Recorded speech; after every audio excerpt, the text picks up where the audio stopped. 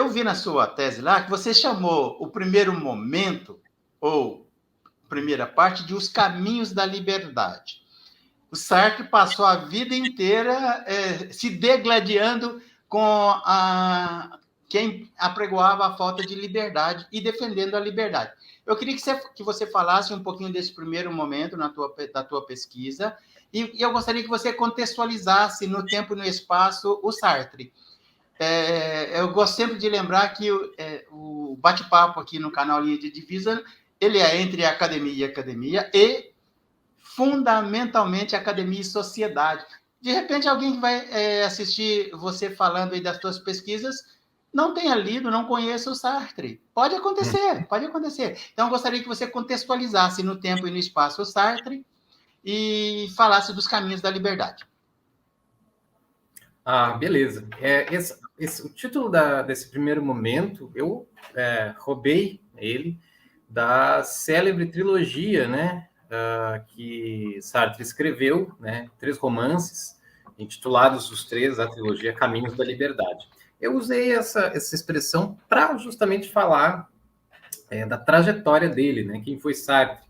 Sartre foi um pensador francês, nascido em 1905, que falece em 1980, que perdeu o pai muito cedo, foi criado pelo avô e pela mãe, né?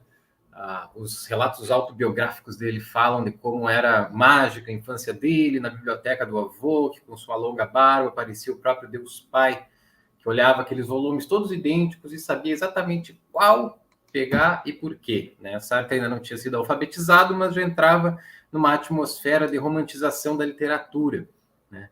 E ele também, um episódio engraçado da infância dele é que quando cortam os longos cachos loiros dele, ele descobre que é feio, porque as outras crianças chamam ele de feio, né?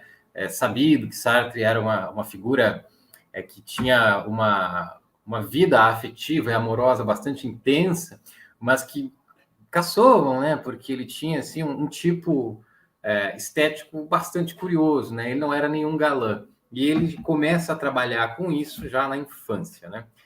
Ele entra para a faculdade de filosofia, muito jovem, passa em primeiro lugar, a Simone de Beauvoir passa em segundo, e ele vai vivendo assim de maneira errante na filosofia até o momento em que, em uma conversa de bar, né, Simone de Beauvoir e Raymond Aron, o amigo de Sartre diz para ele que na Alemanha há um negócio chamado fenomenologia e você, a partir da fenomenologia, pode fazer filosofia até desta cerveja, deste coquetel. Aí o Sartre acha isso muito interessante, ele vai para a Alemanha, pesquisa a obra de Husserl, a obra de Heidegger, se alista em 1939 no Exército, na ocasião da Segunda Guerra, vai para o setor da meteorologia, escreve diários, que são uma espécie de rascunho do livro que vai se transformar em Seria o Nada. Em 1943, em plena guerra, o livro é publicado, e em 45, entre 45 e 47, ele se transforma numa figura pública de proa na Europa inteira, em razão de alguns, assim, dele ter pegado uma janela cairológica, assim, digamos assim, para usar um vocabulário teológico, né? Uma oportunidade incrível, que foi utilizar as categorias da filosofia dele, né? O conceito de responsabilidade radical, né? Por meio do qual ele diz que nós somos sempre responsáveis pelo que quer que façamos, né? E ele usa isso para interpretar o comportamento da sociedade francesa na guerra, os colaboracionistas, e isso catapulta ele para a fama, né? A célebre palestra O Existencialismo e o Humanismo, que vira texto depois, é publicado pela editora Gallimard, foi uma ocasião em que pessoas até se feriram para tentar entrar no ambiente no qual Sartre ia falar, né? A partir dos anos 40, então, né, aí a moda existencialista está estabelecida. Ela já não é mais um fenômeno de dentro das universidades. Ou seja, se antes você tinha um conjunto de obras e textos ali que se irmanavam, tinham uma semelhança de família por tratarem de temas muito parecidos, né, o sentido trágico da vida, a angústia do existir. A partir dos anos 40, na França, isso se transforma numa cena pública, urbana mesmo, né? Como depois, nos anos 80, a gente vai ter com música, assim. os góticos, os punks, tinham os existencialistas dos anos 40, né? Associados a todo tipo de desvario e desmedida, né, no comportamento social. Então, é aí que Sartre se transforma num pensador célebre. Esse é o trecho histórico que eu decido investigar na tese, né? Historicamente considerando, o período que me interessa mais é justamente esse no qual ele começa a fazer fenomenologia e vai até onde ele começa a se mover na direção do marxismo. Quando ele faz isso, depois vai resultar a Crítica da Razão Dialética, em 1960, eu não examino filosoficamente esses textos, né? Isso é o que eu deixei para fazer na terceira parte, na forma de abordagem mais histórica.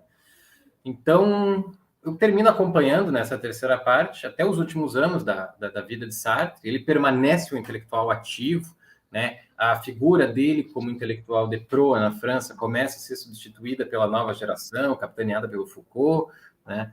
Então, eu acompanho a trajetória dele, já sem mais tanto exame detido das teses, mas tentando mostrar como Sartre foi, em grande medida, um indivíduo imbuído de um intenso desejo de viver belas histórias, né? Então, quando ele, na biblioteca do avô, via o avô saber qual dos volumes tinha que tirar da estante e por quê, antes mesmo de ser alfabetizado, ele se envolveu numa trajetória que levou ele a se transformar num daqueles personagens. Que personagem? Um autor dos livros que estão nas estantes dos outros, né? Ele não apenas viveu um desejo de viver belas histórias, como ele foi muito bem sucedido, né? Ele deixou realmente uma vida que não cessa até hoje, né? Todo ano sai uma nova biografia definitiva sobre Sartre, sobre Simone de Beauvoir, né? Sobre os existencialistas. Ele conseguiu, né? Ele percorreu um caminho na vida que levou ele exatamente onde ele queria chegar, na vida de um biografável célebre do mundo das letras.